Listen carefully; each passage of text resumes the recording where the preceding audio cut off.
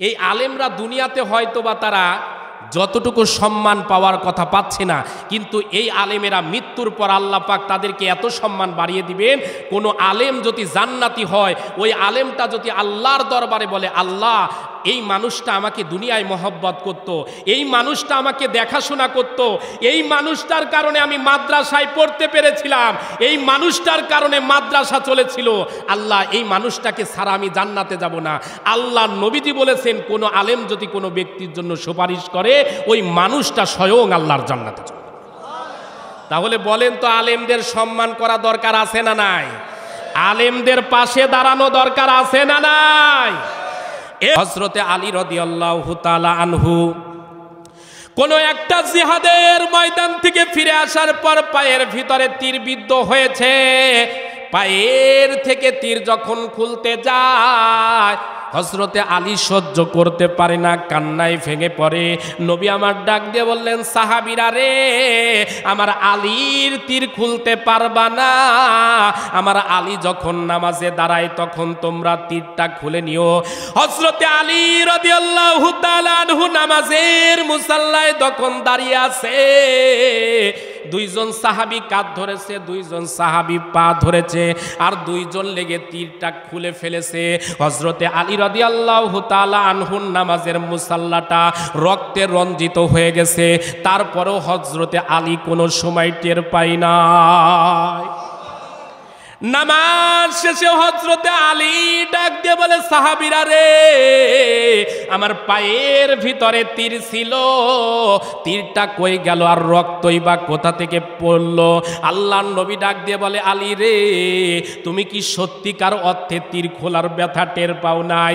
হযরতে আলী রাদিয়াল্লাহু তাআলা আনহু ডাক দিয়ে বলে, নবী গো, ওই সত্তার কসম করে বলি, আল্লাহর নবী গো, আমি নামাজ এর ভিতরে এত মজা পাচ্ছিলাম, আপনি যেহেতু জানেন তারপরও প্রশ্ন করেছেন, এই জন্য বলতেছি, আমার হৃদয়, আমার বডিটা জমিনে থাকতে পারে নবী গো, কিন্তু আপনি শুনিয়া রাখেন, জানিয়া রাখেন, আমার বডিটা ছিল নামাজের সময় জমিনে, আর আমার অন্তর, আমার দেহ মোবারকের ভিতরে কলিজাটা আমার আল্লাহর কুদরতি প্রেমে মিশে গিয়েছিল। এরে মুমিন মুসলমানের সন্তানেরা, এখন বলতে পারেন এইটা আবার কেমন? বোঝাবার সুবিধার্থে বলতেছি, আমার হাতে একটা আছে, এটা কি? এটা একটা বোতল। এই বোতলের ভিতরে এক মুষ্টি চিনি অথবা লবণ দিয়ে যদি 10 বার অথবা 20 বার ঝাঁকি দেন, বুঝে থাকলে বলুন তো, এই পানির ভিতরে চিনির অস্তিত্ব খুঁজে পাওয়া যাবে? এ জোরে বলেন, পাওয়া যাবে? এই পানির ভিতরে যেমন সামান্য সময়ের ভিতরে চিনি অথবা লবণ মিশে গেলে যেমন অস্তিত্ব বিলীন হয়ে যায়, আল্লাহর কোন মুমিন বান্দা আমার আল্লাহর প্রেমে পড়ে যখন 2 রাকাত নামাজের জন্য মুসাল্লায় দাঁড়ায়, ওই মানুষটার কলিজা যখন আমার আল্লাহর সাথে মিশে যায়, ওই মানুষটা তখন দুনিয়ায় বডি থাকতে পারে, কিন্তু মন নামক রুহুটা আমার আল্লাহর কুদরতি প্রেমে পড়ে যায়। আর নবীজি বলেছেন, আসসালাতু মিফতাহুল জান্নাহ, এমন নামাজ যদি কেউ পড়তে পারে, ওর জন্য এই নামাজটা হবে জান্নাতের চাবি। জোরে বলবেন না সুবহানাল্লাহ?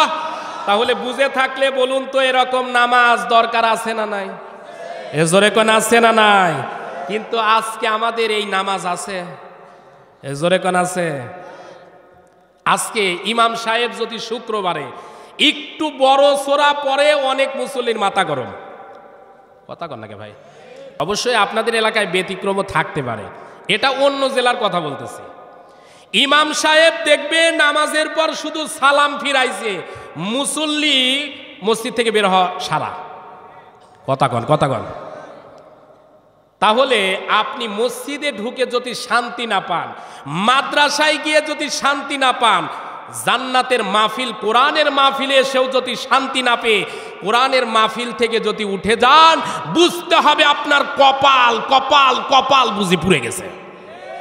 তা আপনাদের আজকের মাহফিলে বসে কি ভালো লাগে না উঠার চিন্তা আছে? এ ভালো লাগে না ওঠার চিন্তা আছে? যদি আজকের মাহফিলে বসে ভালো লাগে, বসে থাকার চিন্তা থাকে, বুঝতে হবে ঈমান জেগে গেছে। আর যদি এই মুহূর্তে কারো ওঠার যদি পিরাপিরি শুরু হয়, বুঝবেন কপাল পুড়ে গেছে। কথা কর না কেন ভাই? আমি যে কথাটা বলতেছিলাম, বাংলাদেশের সবচাইতে নিরীহ, সবচাইতে সরল মনা যত মানুষ আছে তার ভিতরে ইমাম সাহেবেরা অন্যতম। কথা কর না কেন ভাই? আপনারা রাগ করতেছেন? আমি তো এমন কিছু এখনো বলি নাই যে রাগ হয়, এমন কিছু বলছি?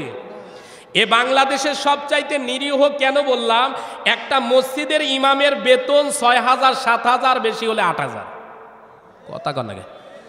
এই দ্রব্য মূল্যের ঊর্ধ্বগতির সময় একটা মানুষের অন্তত পক্ষে ১০,০০০ টাকা দিয়েও সংসার চলে না। আর এই দ্রব্য মূল্যের সময় একটা মানুষ ৭,০০০ টাকা বেতনে কোন কায়দায় ইমামতি করে? আমার মনে হয় ইমাম আর আল্লাহ ছাড়া কেউ জানে না। কথা কন না কেন? আপনি সাহেব ৫০,০০০ টাকা দিয়েও আপনার সংসার ঠিক মতো চালাতে পারেন না, মাস শেষে বলেন খুব কষ্টের ভিতরে আছি। আর ৭,০০০ টাকা বেতন দিয়ে ইমাম সাহেবের পরে যারা মাতব্বারি খাটায়, আল্লাহর কাছে জবাব দেওয়া লাগবে, জবাব দেওয়া লাগবে, জবাব দেওয়া লাগবে। একটা সিএনজি যে চালায়, ওই মানুষটাও মাসে যদি হিসাব করা যায় কমপক্ষে ১৫,০০০ টাকা। কথা কন না কেন? আর হুজুরের ক্ষেত্রে এসে আমরা বলি, হুজুর আপনার বেতন ৭,০০০ টাকা দিলে কি হবে? বেতনে বরকত আছে। কথা কন না কেন? ওরে বেটা বেয়াদব, বরকত আছে কি? হুজুর যদি বাজারে যায়, তোর জন্য যে মাস ৫০০ টাকা, হুজুরের জন্যও তো ৫০০ টাকা। তার মানে আপনি মাছ কেনেন, হুজুর তাকায় দেখে আর বলে, আল্লাহ এই মাছ দেখা ছাড়া আমার কপালে খাওয়ার কপাল নাই। কথা কন না কেন? তাহলে হুজুরদের জন্য একটা সম্মানজনক বেতন নির্ধারণ করা দরকার আছে না নাই? এই যে আপনাদের মাদ্রাসা, এই মাদ্রাসার ছাত্র আছে, শিক্ষক আছে, এই শিক্ষকদের দিকে সুনজর দেওয়া দরকার আছে না নাই? এ জোরে কোন আছে না নাই? শিক্ষকেরা কেমন করে চলছে, শিক্ষকেরা কিভাবে চলে, এই মাদ্রাসার ছাত্রগুলো কিভাবে পড়াশোনা করে, দেখা দরকার আছে না নাই? মাদ্রাসার দিকে নজর দিবেন, মাদ্রাসার কি করলে উন্নতি হয়।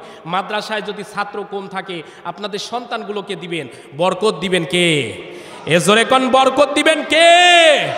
একটা হুজুর আপনার বাড়িতে অবস্থান করছে, বোঝা মনে করবেন না। একটা আলেম আপনার বাড়িতে অবস্থান করছে, বোঝা মনে করবেন না। বরং একজন আলেমকে যদি আপনি এক ওয়াক্ত খাওয়াতে পারেন, আপনার ঘরে রাখতে পারবেন, মনে করতে হবে নবীর উত্তরসূরিকে আপনি বাড়িতে জায়গা দিয়েছেন। এই পৃথিবীর জমিনে কিছু ভিসা ব্যবসায়ী আছে যারা বেশি হলে লন্ডনের, আমেরিকার, যুক্তরাষ্ট্র, কানাডার ভিসা বিক্রি করে। আপনি বেশি হলে এই ভিসাগুলো কিনলে এখানে এখানে যেতে পারবেন। কিন্তু আলেমদেরকে আপনি ছোট মনে করতেছেন। এই আলেমরা দুনিয়াতে হয়তো বা তারা যতটুকু সম্মান পাওয়ার কথা পাচ্ছে না, কিন্তু এই আলেমেরা মৃত্যুর পর আল্লাহ পাক তাদেরকে এত সম্মান বাড়িয়ে দিবেন। কোনো আলেম যদি জান্নাতি হয়, ওই আলেমটা যদি আল্লাহর দরবারে বলে, আল্লাহ এই মানুষটা আমাকে দুনিয়ায় মহব্বত করত, এই মানুষটা আমাকে দেখাশোনা করত, এই মানুষটার কারণে আমি মাদ্রাসায় পড়তে পেরেছিলাম, এই মানুষটার কারণে মাদ্রাসা চলেছিল, আল্লাহ এই মানুষটাকে ছাড়া আমি জান্নাতে যাব না। আল্লাহ নবীজি বলেছেন, কোনো আলেম যদি কোনো ব্যক্তির জন্য সুপারিশ করে, ওই মানুষটা স্বয়ং আল্লাহর জান্নাতে চলে। তাহলে বলেন তো, আলেমদের সম্মান করা দরকার আছে না নাই? আলেমদের পাশে দাঁড়ানো দরকার আছে না নাই? এ মুসলমানের সন্তানেরা, কথাগুলো একটু হৃদয়ের কান দিয়ে শুনবেন। যে কথাটা বলতেছিলাম, নামাজ একটা গুরুত্বপূর্ণ ইবাদত। বুঝে থাকলে বলুন তো, নামাজ ছাড়া কি আল্লাহর জান্নাতে যাওয়া যাবে? এ জোরে বলেন, যাওয়া যাবে? নামাজ ছাড়া কিন্তু জান্নাতে যাওয়া যাবে না, এটা আপনিও জানেন, আমিও জানি। কিন্তু আজকে একটা নতুনত্ব নিয়ে আলোচনা আপনাদের সামনে করতেছি। এই পৃথিবীর জমিনের ঘটনা হয়ে গেছে, আল্লাহ নবীর এমন একজন সাহাবী ছিল, জীবনে এক ওয়াক্ত নামাজ পড়ে নাই, জীবনে একটা রোজা করারও সুযোগ পায় নাই, জীবনে একটা টাকাও আল্লাহর রাস্তায় দান করার সুযোগ পায় নাই। কিন্তু জীবনে আমার এমন একটা আমল করার সুযোগ পেয়েছে, ওই একটা আমলের কারণে আমার আল্লাহ রব্বুল আলামিন তার জীবনের গুনাহগুলো মাফ করে আমার আল্লাহ তারে জান্নাত দিয়ে দিয়েছে। এখন বুঝে থাকলে বলুন, যে আমলটার কারণে আল্লাহর নবীর সাহাবী হওয়ার সুযোগ পেয়েছে, যে আমলটা করার কারণে জীবনের গুনাহ মাফ, যে আমলটা করার জন্য আল্লাহর জান্নাত ওয়াজিব, ওই আমলটা যদি আপনি আমি জীবনে করি তাহলে আল্লাহ পাক জান্নাত দিতে পারে কি পারে না? তাহলে ওই আমলটা করা দরকার আছে না নাই?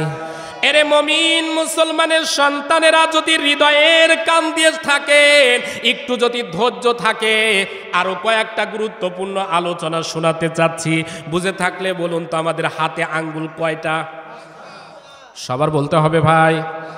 যাদের হাতে 5টা আঙ্গুল আছে একটু হাত তোলা লাগবে, যাদের নাই তারা না তুললেও চলবে। কয়টা আঙ্গুল? 5টা। সারা জীবন অনেক ওয়াজ শুনেছেন, কিন্তু 5টা আঙ্গুল কেন আল্লাহ পাক দিয়েছেন এর পিছনে কারণ আছে না নাই? এ জোরে কোন আছে না নাই? এ শুনেছি হাতে আঙ্গুল 5টা এই পর্যন্ত, কিন্তু কেন 4টা দিলেন না, 3টা দিলেন না, 5টা আঙ্গুলই কেন দিয়েছেন? কারণ আছে না নাই? একটু ধৈর্য নিয়ে থাকলে 5টা আঙ্গুল আল্লাহ পাক কেন দিলেন, আর এই 5টা আঙ্গুল দিয়ে আল্লাহ পাক কি বোঝাতে চায় একটু বলবো ইনশাআল্লাহ। 2 নাম্বার হচ্ছে, আমাদের হাতের তালুতে দেখেন কিছু আঁকা বাঁকা রেখা আছে না ভাই? একটু নিজের হাতের দিকে তাকান না, একটু তাকানো দরকার। মানে আমি মিলিয়ে দিব, আমি আজে বাজে এমন ওয়াজ করব না যা নাই। আপনার হাতেও আছে, আমার হাতেও আছে। এই হাতের রেখার ভিতরে দেখি বাবজান, একটু বিরক্ত হচ্ছেন না তো? এই হাতের রেখা, এই যে রেখা দেখা যাচ্ছে, এই রেখার ভিতরে আল্লাহ পাক কি লিখে দিয়েছেন কোনোদিন শুনেছেন? একটু ধৈর্য নিয়ে যদি থাকেন, হাতের এই রেখার ভিতরে কি আছে, এর বরকতে কি পায়, এটা শোনাবো ইনশাআল্লাহ। আল্লাহ রাব্বুল আলামিন বলেন, ইয়া আইয়ুহাল্লাযীনা আমানুস্তাঈনু বিস-সাবরি ওয়াস-সালাহ। জোরে বলুন আল্লাহু আকবার। আল্লাহ রাব্বুল আলামিন পবিত্র কোরআনে কারিমা সূরা বাকারা 2 নাম্বার সূরা 2 নাম্বার পারার 153 নাম্বার আয়াতে কারিমা থেকে বলছি, আল্লাহ পাক রব্বুল আলামিন ডাক দিয়ে বলে, হে ঈমানদারগণ। আল্লাহ রব্বুল আলামিন ডাক দিয়ে বলেন, হে ঈমানদারগণ, এই পৃথিবীর জমিনে চলতে গিয়ে আপনি আমি হাজারো বিপদের সম্মুখীন হতে পারি, হাজারো সমস্যার সম্মুখীন হতে পারি, হাজারো অসুস্থতা, হাজারো সুখ, যেটাই বলেন না কেন, সুখে এবং দুঃখে যে অবস্থাতেই পড়ি না কেন, সাহায্য যদি চেতে হয়, সাহায্য যদি পেতে হয়, চাইতে হবে কার কাছে? এ জোরে বলুন, কার কাছে?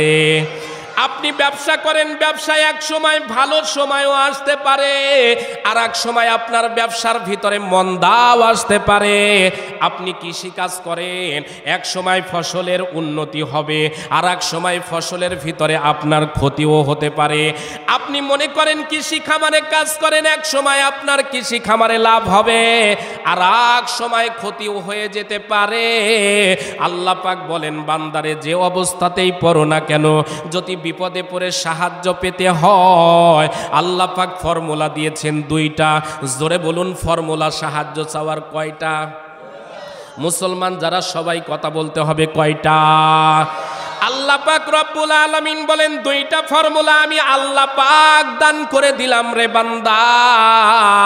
বিপদের মুহূর্তে এই 2টা ফর্মুলায় যদি আমি আল্লাহর কাছে সাহায্য চাও, আমি আল্লাহ তোর ডাকে সাড়া দিব, এবং যতই বিপদ আপদ হোক না কেন, আমি আল্লাহ সমস্ত বিপদকে উৎখাত করে তোর জন্য সফলতা দান করে দিব। এরে মুমিন মুসলমানের সন্তানেরা, 1 নম্বর যদি আমার আল্লাহর সাহায্য পেতে চান, আল্লাহ পাক রব্বুল আলামিন ডাক দিয়ে বলে, বান্দারে 1 নাম্বার ফর্মুলা হলো বিপদের সময় ধৈর্য ধারণ করা লাগবে। সুবহানাল্লাহ বলবেন না? তাহলে বিপদের সময় হতাশা করলে হবে না, বিপদের সময় আপনি ভেঙে পড়লে চলবে না, বিপদের সময় রাগান্বিত হলেও চলবে না, বরং বিপদের সময় ধৈর্য ধারণ করা দরকার আছে না নাই? আল্লাহ রাব্বুল আলামিন বলেন, ওয়ালা নাবলুওয়ান্নাকুম বিশাইইম মিনাল খাউফি ওয়াল জু' ওয়ানাকুসিম মিনাল আমওয়ালি ওয়াল আনফুসি ওয়াস সামারাত ওয়াবাশশিরিস সাবিরিন।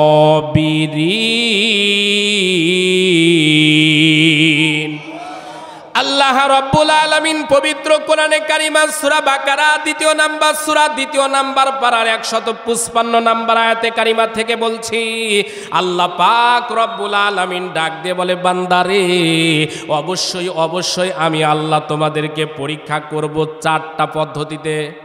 জোরে বলুন কয়টা? ৪টা পরীক্ষা করব। এই ৪টা পরীক্ষায় যদি উত্তীর্ণ হতে পারো আমি আল্লাহ তোদেরকে সফলতা দান করে দিব। ১ নাম্বার আল্লাহ পাক রব্বুল আলামিন ডাক দিয়ে বলে, বান্দারে আমি আল্লাহ তোরে ভয় দ্বারা পরীক্ষা করব।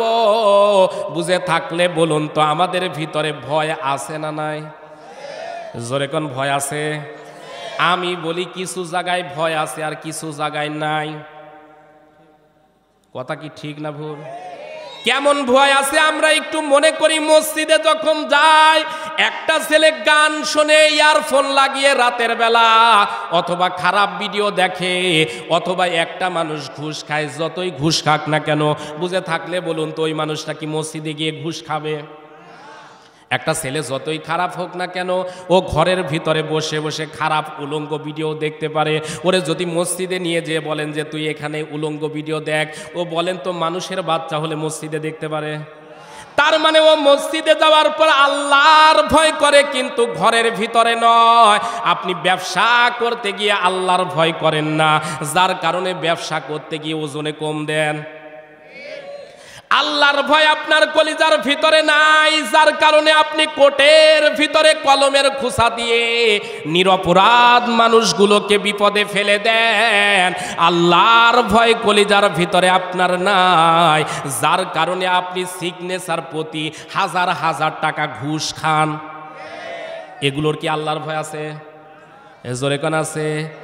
আরো সহজভাবে বোঝাচ্ছি, বাবা অসুস্থ, বাবাকে নিয়ে হাসপাতালের নাম করে মনে করেন একটা হাসপাতালে নিয়ে গেল, আপনাদের বিরলের একটা হাসপাতালে নিয়ে যেয়ে চিকিৎসা করার পর বাবাকে ডাক দিয়ে বলে, বাবা ডাক্তার বলেছে এখানে একটু সিগনেচার লাগবে। বাবা তাকায় দেখে সাদা কাগজ, কোনো কিছু লেখা নাই। বলতেছে কেন সিগনেচার? বলতেছে এখানে করলে ডাক্তার তোমার চিকিৎসা করবে। বাবা বৃদ্ধ মানুষ, সহজ সরল হওয়ার কারণে সাদা কাগজের ভিতরে সিগনেচার করে দিয়ে চলে এসেছে। 2 বছর পর ভাইয়ের সাথে যখন ঝামেলা, ভাইকে ডাক দিয়ে বলে, ভাই তুই বাড়ি থেকে বের হয়, এই বাড়ির মালিক আমি। ভাই ডাক দিয়ে বলে, বাড়ির মালিক তুই মানে? বাবার সম্পত্তি তোদেরও যত ভাগ আছে আমারও ভাগ আছে। ওই আল্লাহর বান্দা বলতেছে, বাবা আমারে সব জমি লিখে দিছে। বুঝে থাকলে বলুন তো বাবা কি ওরে জমি লিখে দিছে? জোরে কোন দিছে? ও কিন্তু চালাকি করে সাদা কাগজের ভিতরে লিখে নিয়ে বাবার সম্পত্তি আত্মসাৎ করেছে। বলেন তো ওই মানুষটা যতই ভালো হোক, নামাজি হোক, রোজাদার হোক, এমনকি কাবা শরীফে গিয়ে কাঁদা লোক হোক, ও যদি বাবার জমি যদি গোপনে এই কায়দায় মেরে নেয়, লোকটার ভিতরে আল্লাহর ভয় আছে? জোরে কোন আছে? এই কায়দায় নামাজ রোজা করে আল্লাহর কসম করে বলি ওর 1 বিন্দু লাভ হবে না। কথা কন না কেন? আমাদের সমাজে কিছু হাজি নামের পাঁজি আছে, ওরা মনে করে যে কাবা শরীফে গিলাপ ধরলেই জীবনের সব গুনাহ মাফ। কথা কন না কেন ভাই? হ্যাঁ, কথাটা একদিক দিয়ে ঠিক আর একদিক দিয়ে সমস্যা আছে। কেমন একদিক দিয়ে ঠিক?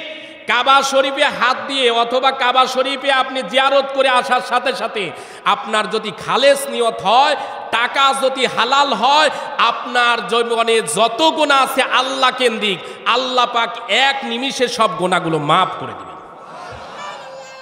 কিন্তু আর একদিকে কোন গুনাহ মাফ হবে না? একদিন একটা ভাই রিক্সা উঠেছিলেন, রিক্সায় উঠে রিক্সাওয়ালা বলেছিল, ভাই আমার ভাড়া 50 টাকা। আপনি বলেছিলেন বেটা বেয়াদব 20 টাকা, তাই বলে একটা থাপ্পড় মেরেছিলেন। ওই যে রিক্সাওয়ালার উপর জুলুম করেছেন, যত ওই কাবা শরীফের গিলাপ ধরে কাঁদেন, ওই থাপ্পড়ের দাম মাপ না চাওয়া পর্যন্ত মাপ আল্লাহ করবে না। এরকম অপরাধ আমাদের আছে না নাই? কাবা শরীফ জিয়ারত করে এসেছেন, আল্লাহ কেন্দ্রিক গুনাহ মাপ, কিন্তু ভাইয়ের জমি লিখে নিয়েছেন, কিয়ামত পর্যন্ত ফিরিয়ে দেওয়া পর্যন্ত মাফ হবে না। তাহলে আমাদের কলিজার ভিতরে আল্লাহর ভয় আছে? এ জোরে কোন আছে? মানে চামড়ার মুখে আছে কিন্তু কলিজার ভিতরে নাই। এ মুসলমানের সন্তানেরা, যে কথাটা বলতেছিলাম, আল্লাহর ভয় আমাদের কলিজার ভিতরে না থাকার কারণে আজকে আমাদের সমাজের সমস্যা কিন্তু বেড়েই চলেছে। আমি ওয়াজের ক্ষেত্রে মাঝে মাঝে বলি, রাত যত গভীর হয় তিনটা জিনিসের প্রাদুর্ভাব বাড়ে। এক হলো বক্তা, 2 নাম্বার কুত্তা, 3 নাম্বার ডিজিটাল মামুরা। কথা বোঝেন কি ভাই? আচ্ছা, ইতিপূর্বে আমার আলোচনা কি আপনারা শুনেছেন? শুনেছেন? আচ্ছা, আজকে শোনেন, ইনশাল্লাহ ভালো লাগবে। আমি বলেছি রাত যত গভীর হয় তিনটা জিনিসের প্রাদুর্ভাব বাড়ে। 1 নাম্বার হলো বক্তা, 2 নাম্বার হলো কুত্তা, 3 নাম্বার ডিজিটাল মামুরা। এখন অনেকেই চিন্তা করতেছেন এই আবার কি ওয়াজ, সাংঘাতিক ওয়াজ শুরু। 1 নাম্বার বক্তা কেন বললাম? রাত 12টার পর যখন আমরা মাহফিল শেষ করে যখন রওনা দেই, বুঝে থাকলে বলুন তো, রাতের বেলা এক বক্তার সাথে আর এক বক্তার রাতে রাস্তাঘাটে দেখা হতে পারে কি পারে না? এজোরে কান পারে কি পারে না? তার মানে রাত গভীর হলে সকল মানুষ ঘুমিয়ে যাইতে পারে, কিন্তু এক বক্তার সাথে দেখা হয় আর এক বক্তার। 2 নাম্বার, রাত যত গভীর হয় দেখা হয় রাস্তাঘাটে কুকুরের সাথে। কথা বলে না কেন? না, কুকুর বলতে আমি খারাপ কিছু বুঝাই না, একটু বোঝেন। DOG, dog. ডগ মানে কি হয়? এ মুসলমানের সন্তানেরা, যে কথাটা বলতেছিলাম, তার মানে রাত যত গভীর হয় তিনটা জিনিসের প্রাদুর্ভাব বাড়ে। 1 হলো বক্তা, 2 নাম্বার কুত্তা, 3 নাম্বার ডিজিটাল মামুরা। রাত যত গভীর হয় এই ডিজিটাল মামুদের প্রভাব আছে না নাই? ওরে, আপনাদের এই উত্তর অঞ্চলের পঞ্চগড় থেকে মাহফিল করে যখন যাইতেছি, মাহফিল থেকে যাওয়ার পথে গাইবান্ধার পলাশ বাড়ির ভিতরে যাওয়ার পর হঠাৎ দেখতেছি বিশাল একটা জ্যাম লেগে গেছে। এরে মুমিন মুসলমানের সন্তানেরা, কথাগুলো একটু হৃদয়ের কান দিয়ে শুনতে হবে। গভীর রজনীতে যখন চলতেছি, হঠাৎ করে দেখতেছি পলাশ বাড়ির ভিতরে জ্যাম লেগে গেছে। আমার ড্রাইভার ডাক দিয়ে বলে, হুজুর, যে কায়দায় জ্যাম লেগেছে আজকে সহজে মনে হয় রাস্তা ক্লিয়ার হবে না। আমি বললাম, এক সাইড দিয়ে চলতে থাকো। হঠাৎ করে যাইতে যাইতে দেখি, আল্লাহ, আমি ভেবেছিলাম গাড়ির সামনে নিশ্চিত অ্যাক্সিডেন্ট হয়েছে, না হইলে এত বড় জ্যাম লাগবে কেন? ও আল্লাহ, দেখি গাড়ির সামনে কোনো অ্যাক্সিডেন্টও নাই, গাড়ির সামনে কোনো অসুবিধাও নাই। দেখতেছি গাড়ির সামনে দাঁড়িয়ে আল্লাহর নেককার বান্দায়েরা এইভাবে টাকের কাছ থেকে কি যেন নিচ্ছে। কথা কন না কেন ভাই? এরকম আছে না পাবলিক? তার মানে গভীর রজনী যদি হয়ে যায়, কেউ যদি রাস্তায় না থাকে, তিনটা জিনিস কিন্তু পাওয়া যায়। 1 হলো বক্তা, 2 নাম্বার কুত্তা, 3 নাম্বার ডিজিটাল মামুরা। তবে সব মামু খারাপ আমি এটা কোনো জায়গায় বলি নাই, আজকেও বলবো না। বাংলাদেশে এখনো পুলিশ বিভাগের লোকগুলো আল্লাহর বান্দারা কিছু ভালো আছে বলে এখন পর্যন্ত বাংলাদেশের পরিস্থিতি ঠান্ডা আছে। এরে মুমিন মুসলমানের সন্তানেরা, কথাগুলো একটু হৃদয়ের কান দিয়ে শুনতে হবে। তার মানে 1 নাম্বার, আল্লাহ পাক বলেছেন আমি আল্লাহ ভয় দিয়ে পরীক্ষা করব। 2 নাম্বার, খোদা দিয়ে পরীক্ষা করব। আপনি যদি আল্লাহর দলের কর্মী হন, আপনি যদি আল্লাহর গোলাম হন, মাঝে মাঝে না খেয়েও থাকা লাগতে পারে। আল্লাহর গোলাম যদি হন, আল্লাহ পাক বলেন ফসলের ক্ষতি দিব, ব্যবসা বাণিজ্যের ক্ষতি দিব, চাকরি আছে চাকরিও চলে যাইতে পারে। এমনকি 4 নাম্বার পরীক্ষার ব্যাপারে আমার আল্লাহ রব্বুল আলামিন বলেন, বান্দারে, তোমার সন্তান আছে, আমি আল্লাহ পরীক্ষা স্বরূপ এমনও অবস্থা হতে পারে অল্প বয়সে তোমার সন্তানকে আমি তুলে নিব। বাবা হয়ে সন্তানের লাশ নিয়ে কবরে যাওয়া লাগবে। তবে এই পরিস্থিতি পরিবেশের সময়ও যদি বান্দা তুমি যদি আমি আল্লাহর প্রতি ধৈর্য ধারণ করতে পারো বান্দা, তাহলে তুমি শুনিয়া রাখো, ওয়াবাশশিরিস সাবিরিন। জোরে বলুন আল্লাহু আকবার। আল্লাহ রাব্বুল আলামিন বলেন, বিপদের মুহূর্তে বান্দা তুই যদি ধৈর্য ধারণ করতে পারিস, আমি আল্লাহ কথা দিলাম রে বান্দা, ধৈর্য ধারণ করার কারণে আমি আল্লাহ রব্বুল আলামিন সুসংবাদ দিলাম। বুঝে থাকলে বলুন তো, বিপদের সামনে সাহায্য পাওয়ার জন্য ফর্মুলা বলেছি দুইটা। 1 নাম্বার ধৈর্য, 2 নাম্বার হচ্ছে নামাজ। যদি বিপদের মুহূর্তে যদি আল্লাহর সাহায্য পেতে চান, নামাজ পড়া দরকার আছে না নাই? এ জোরে কোন আছে না নাই? কি আজকে আছে? হাজী সাহেব নামাজে যাবে ফজরের সময়। দুঃখজনক হলেও সত্য, কিছু হাজির কথা বলতেছি, সব হাজি খারাপ তা বলবো না। নিজে নামাজে যায়, কিন্তু নিজের কলিজার টুকরা সন্তানকে নামাজে নিয়ে জানে, বলে বাবা তুই ঘুমা, আমি নামাজ পড়ে আসি। কথা কন না কেন? হাজী সাহেবের স্ত্রী নিজে নামাজ পড়ে, নিজে পর্দা পশিদা মিনে চলে, কিন্তু নিজের কলিজার টুকরা মেয়েটা যুবতী হয়ে গেছে, বুরকা পরে, অন্তত হেজাব পরে। এই আপনাদের দিনাজপুর কলেজগুলোতে যাক, কোনো অসুবিধা নাই, কিন্তু নিজে নামাজ পড়ে, নিজে মা হয়ে পর্দা করে, কিন্তু নিজের মেয়েটা পর্দা করে নাই। একটা দিনের জন্য হাজী সাহেব কথা বলে না। এরকম বাবা নামের খাটাস আছে না নাই? এরে মুমিন মুসলমানের সন্তানেরা, যে কথাটা বলতেছিলাম, তার মানে আপনি নিজে নামাজি যদি হন, আপনার সন্তানটাকে নামাজি বানান। আপনি নিজে যদি নামাজি হন, মেয়েটাকে নামাজি বানান। প্রত্যেকটি মানুষ আমরা আল্লাহর জান্নাতে যদি যেতে চাই, বুঝে থাকলে বলুন তো, নামাজ পড়া দরকার আছে না নাই? এরে মুমিন মুসলমানের সন্তানেরা, কয়েকটা দিন পরই কিন্তু মাহে রমজান আসবে। মাহে রমজান খুব নিকটবর্তী না ভাই? নামাজ আসতেছে, রমজানের রোজা আসতেছে। রাতের বেলা কিন্তু মুসলিম মিল্লাত হিসেবে আমরা সবাই তারাবি নামাজ পড়ব। নাম হচ্ছে তারাবি, কিন্তু আমাদের দেশের যুবকেরা নাম দিয়েছে তাড়াতাড়ি। কথা কন না কেন? যে মসজিদের নামাজ দেখবেন 5G গতি সম্পূর্ণ নামাজ, মানে হাফেজ সাহেব নামাজ পড়াতে গেলে মাঝে মাঝে কিছুই বোঝা যায় না, শেষে যেয়ে দেখবেন ওয়ালাদ্দাল্লিন।